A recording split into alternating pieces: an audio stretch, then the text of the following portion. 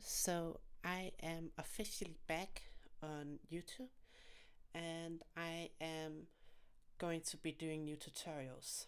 So one of the things that's happened since I've been away is there's come a level 6 and then afterwards level 7 got released.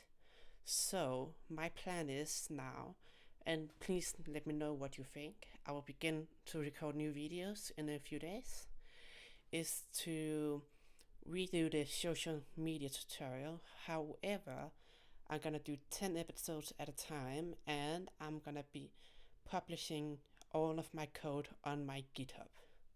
So that would be a new social media tutorial based on level 7, which got released a month or two ago. And all of my repos you can already now, if you haven't already followed me on GitHub, you can go and find them here.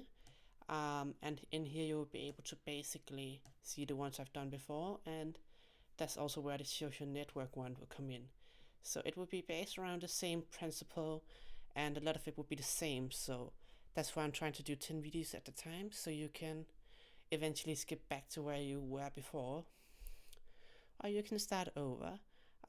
However, again, I will be making a separate video after the first 10 videos on how to just clone the code to GitHub and get started from where it is. So obviously the whole code is going to be published when this tutorial is finished, so you can actually just download it for free if you want to.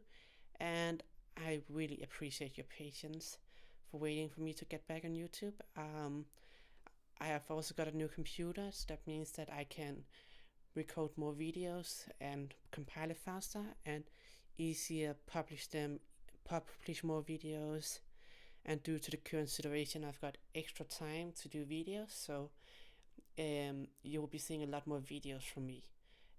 Also, I'm planning to do some videos about how to use Docker and set up a virtual machine locally on your server.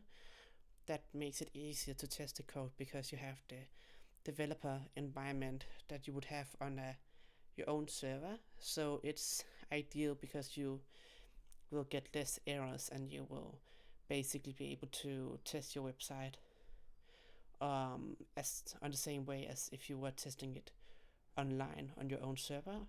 And I'm also considering doing Amazon Web Service tutorials. Let me know if that's something that would interest you. If you have any other suggestions, let me know in the comment and I will take that into consideration. I will see you in the next video.